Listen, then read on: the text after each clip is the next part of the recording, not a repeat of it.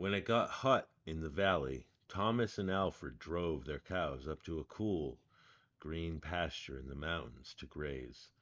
Usually, they stayed there in the cows for 2 months. Then they brought them down to the valley again. The work was easy enough, but oh, it was boring. All day the two men tended their cows.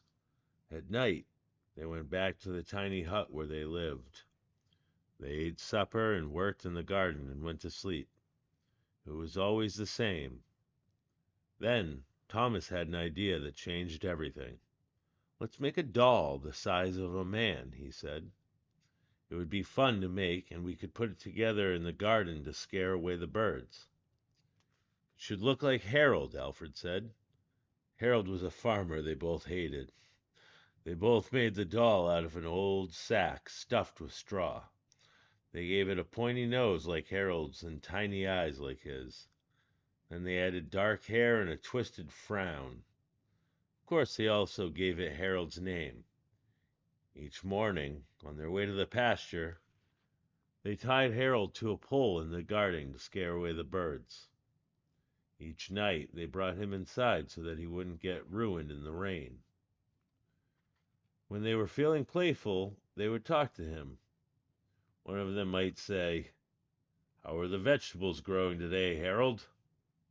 Then the other, making believe he was Harold, would answer in a crazy voice, "Very slowly."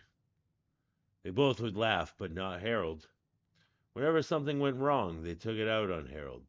They would curse at him, even kick him or punch him. Sometimes one of them would even take the food they were eating, which they were both sick of, and smear it on the doll's face. "How do you like that stew, Harold?" he would ask. "Well, you'd better eat it or else."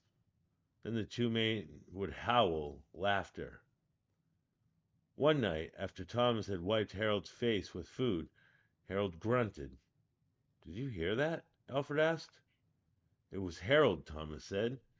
"I was watching him when it happened." "I can't believe it. How could he grunt?" Alfred asked. "He's just a sack of straw. It's not possible." "Let's throw him in the fire," said Thomas, "and that will be that."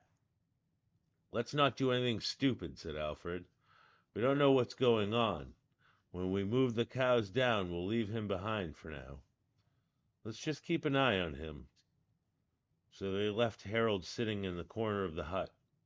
They didn't talk to him or take him outside any more. Now and then the doll grunted, but that was all. After a few days, they decided there was nothing to be afraid of. Maybe a mouse or some insects had gotten inside of Harold and were making those sounds. So Thomas and Alfred went back to their old ways. Each morning they put Harold out in the garden, and each night they brought him back into the hut. When they felt playful, they would joke with him. When they felt mean, they treated him as badly as ever. Then one night, Alfred noticed something that frightened him. "Harold is growing," he said. "I was thinking the same thing," Thomas said. "Maybe it's just our imagination," Alfred replied. "We have been up here on this mountain too long." The next morning, while they were eating, Harold stood up and walked out of the hut. He climbed on the roof and trotted back and forth like a horse on its hind legs. All day and night long he trotted like that. In the morning Harold climbed down and stood in a far corner of the pasture. The men had no idea what he would do next. They were afraid. They decided to take the cows down into the valley that day. When they left, Harold was nowhere in sight.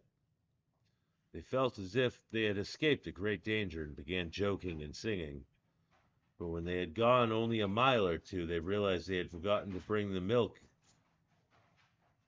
Neither one wanted to go back for them, but the stools would cost a lot to replace. "There really is nothing to be afraid of," they told one another. After all, what could a doll do? They drew straws to see which one would go back. It was Thomas. "I'll catch up with you," he said, and Alfred walked on toward the valley. When Alfred came to a rise in the path, he looked back for Thomas. He did not see him anywhere, but he did see Harold.